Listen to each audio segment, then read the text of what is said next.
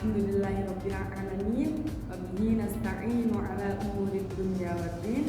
Wassalatu wassalamu ala asyrafil anbiya'i wal mursalin sayyidina wa maulana Muhammadin wa ala alihi wa sahbihi ajma'in. Amma ba'du. Baik, saya akan menjelaskan tentang pengertian apa sih yang dimaksud dengan tarkib idhofi atau kedudukan idhofi ini. Baik, jadi idhofah itu adalah gabungan dari dua kata yang memiliki makna. Kemudian idhofah ini juga istilah dalam gramatikal Arab yang terbentuk dari dua buah kata benda. Kata benda itu istilah dalam bahasa Arab apa artinya? Ya, kata kata isim yang digabung menjadi satu dan keduanya memiliki keterkaitan. Jadi dari dua kata tersebut membentuk makna yang baru yang lebih rinci, lebih jelas dan lebih detail. Sudah paham apa itu tarkib idhofi? Semuanya sudah paham? Iya, insya Allah. Jadi kemudian tadi dari pengertian idhofah itu kan gabungan dari dua kata ya. Nah, dua kata ini apa? Ada yang tahu dua kata ini apa? Belum ya? Ya belum. Jadi dua kata yang dimaksud dalam susunan idhofah adalah yang pertama adalah mudhof. Apa yang pertama? Mudhof. Betul. Yang kedua adalah mudhof ilaih. Apa yang kedua? Mudhof ilaih. Jadi dari mudhof dan mudhof ilaih jadilah tarkib idhofi menjadi idhofah. Sudah paham sampai sini? Insya Allah. Kemudian bagaimana sih kita itu bisa menentukan kalimat ini itu termasuk dalam bentuk mudhof, kalimat ini itu termasuk dalam bentuk mudhof ilaih. Bagaimana? Nah, ini ada ciri-ciri dari mudhof dan mudhof ilaih. Itu ya. Yang pertama, mudhof itu ciri-cirinya apa? Ayo, ada yang tahu nggak? Ada yang tahu? Iya, betul. Jadi mudhof itu apa sih pemirsa? Mudhof itu adalah kata yang berada di awal kalimat seperti itu. Dan mudhof ini adalah yang disandarkan. Sedangkan mudhof ilaih adalah kata yang berada di setelah mudhof. Jadi ketika ada mudhof maka mudhof ilaih seperti itu. Dan mudhof ilaih ini menjadi tempat sandarannya mudhof. Nah, kalau kita mau menentukan mudhof dan mudhof ilaihnya, kita harus tahu dulu nih ciri-ciri dari kedua bentuk kata tersebut.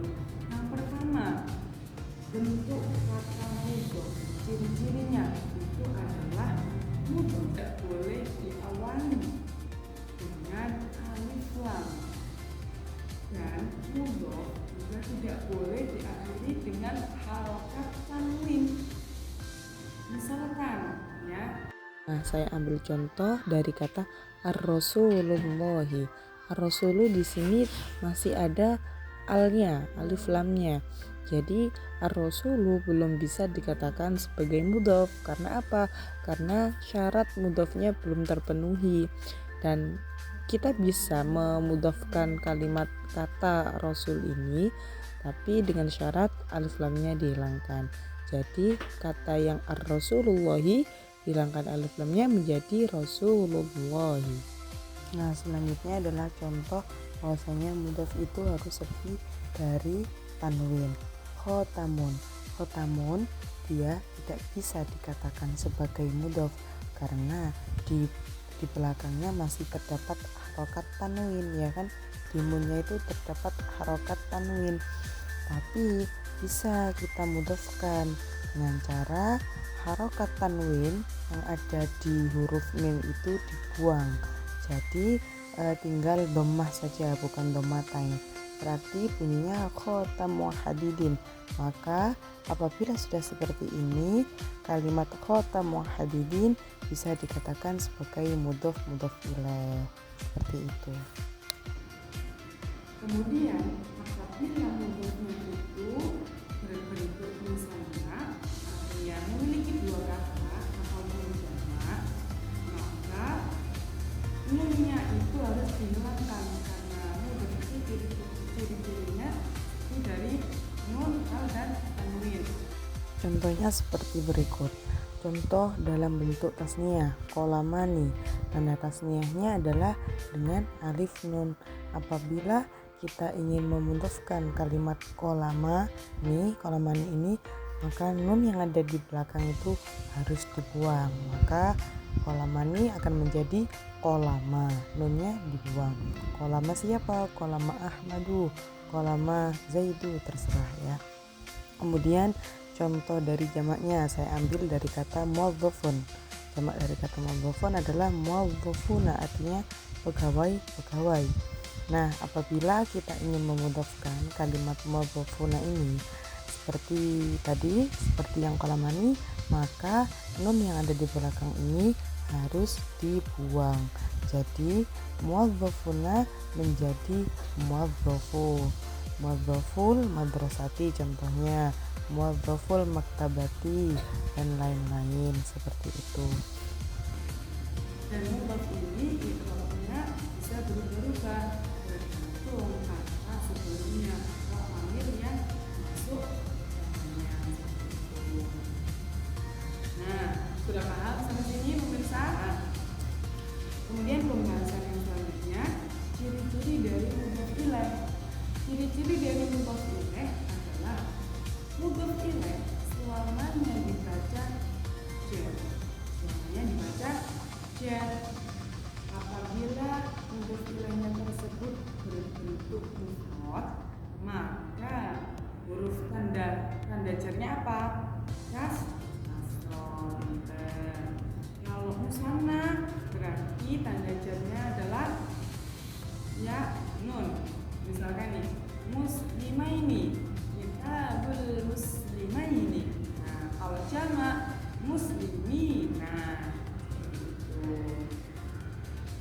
Dan perlu dicatat pemirsa bahwasanya mudhof ilaih ini tidak selamanya, maksudnya itu tidak harus melulu berbentuk kata isim, kata benda yang nyata, tapi mudhof ilaih itu bisa berbentuk isim, bisa berbentuk isim yang lain. Contohnya ibnuman. Di sini bisa dikatakan mudhof ilaih karena ada man. Man di sini adalah termasuk huruf istifham seperti itu. Dan mudhof ilaih boleh berbentuk isim dhamir. Contohnya kita buka, kita buki. Baituhunna seperti itu. Dan mudhof ilaih ini bisa berbentuk isim mausul juga. Contohnya pada surat Al-Fatihah, syiratal ladzina an'amta 'alaihim. Yang menjadi mudhof ilaih itu apa? Syiratal ladzina. Al-ladzina ini termasuk isim mausul. Jadi dia bisa disebut sebagai idhofah. Yang mudhof ilaihnya adalah alladzi. Jika tadi cirinya mudhof itu sepi dari al, tanwinnya nun, maka ciri mudhof adalah kebalikannya. Artinya mudhof ilaih itu boleh diawali dengan alif lam. Kemudian mudhof ilaih juga boleh diakhiri dengan tanwin, tergantung kebutuhan mudhofnya. Kemudian apa fungsi dari idhofah ini? Ma yuqaddaru ma'na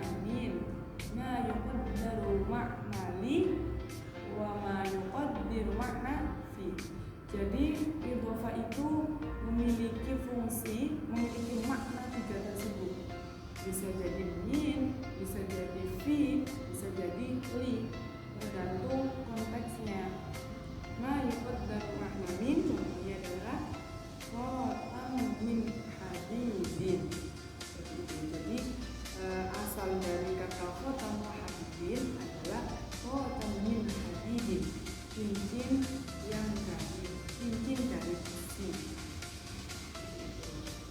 Kemudian kalau contoh dari makna li adalah baituli aliyin, baituli ahmadin. Seperti itu. Rumah milik Ali, rumah milik Ahmad. Ya kan? Tidak mungkin katanya itu rumah di Ahmad, tidak mungkin kan? Nah, seperti itu. Dan yang terakhir, ma yuqaddiru makna fi, maknanya adalah di. Contohnya apa? Contohnya adalah azabal qabri. Azabal qabri ini awal kata atau asal katanya adalah azabul qabri. Nah, pemirsa, supaya penjelasan dari saya tersebut dapat mancep ya, gak hilang-hilang dari otak kita, maka kita harus menerapkannya. Kita harus praktek supaya apa? Supaya lama hilangnya, nak hilang kalau hilangnya. Jadi mari kita praktekkan dalam suatu qiraah berikut ini. Nah, mari penjelasan yang sudah saya jelaskan tadi kita praktekkan atau kita terapkan dalam qiraah berikut ini. Dan kalimat-kalimat yang sudah saya stabiloi itu adalah termasuk susunan idhofah. Kata yang pertama, kalimat yang pertama yakni hajatun nasi. Kenapa dia kok disebut susunan idhofah? Karena hajatu disebut termasuk mudhof, artinya dia sepi dari al, tanwin, dan nun. Dan an-nasi dia adalah i'rabnya jar dan dia jatuh setelah mudhof, artinya dia bisa dikatakan sebagai mudhof ilaih. Jadi kalimat hajatun nasi dia bisa disebut sebagai susunan idhofah. Kemudian atbutut tarikh juga seperti itu ya. Atbutu mudhof sepi dari al, tanwin, dan nun. At-tarikh kalimat yang jatuh setelah mudhof dinamakan mudhof ilaih dan i'rabnya jar. Narohu termasuk idhofah karena di situ terdapat isim dhamir hu-nya isim dhamir menunjuk pada kata ganti laki-laki. Kemudian ada ya'buduhu sama dia disebut idhofah karena di situ terdapat isim dhamir. Isim dhamirnya apa? Isim dhamirnya hu, kembali pada kata ganti laki-laki. Dan yang terakhir adalah fa'budu syamsi, seperti itu. Nah, kita beralih pada contoh qiraah berikutnya. Di sini terdapat kata syara'i al-hakimil khabiri. Syara'i'a ini bisa disebut mudhof karena apa? Karena dia tidak diawali dengan huruf alif lam. Kemudian syara'i'a juga tidak diakhiri dengan huruf nun dan tidak diakhiri dengan harokat tanwin.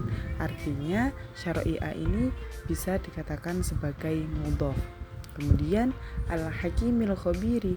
Al-hakimil khabiri karena syara'i'a ini sebagai mudhof, kemudian kata al-hakimil khabiri jatuh setelah syara'i'a, maka al-hakimil khabiri bisa dikatakan sebagai mudhof ilaih. Jadi al-hakimil khabiri ini memiliki sifat atau memiliki i'rab jar. Kemudian selanjutnya ada kata irsalur rusuli, sama seperti syara'i al-hakimil khabiri. Irsalu bisa dikatakan mudhof karena sudah sepi dari al, tanwin ataupun nun. Dan ar-rusuli ini adalah bentuk kata dari mudhof ilaih, dan ar-rusuli memiliki i'rab jar. Dan irsalur rusuli bisa disebut sebagai susunan idhofah. Terima kasih sudah mendengarkan dan menyimak penjelasan harkat idhofi dari saya. Nah, usyobaka min hasanatin Allah, nah usyobaka min hasanatin Allah. Ini dengan syukur Mustafa.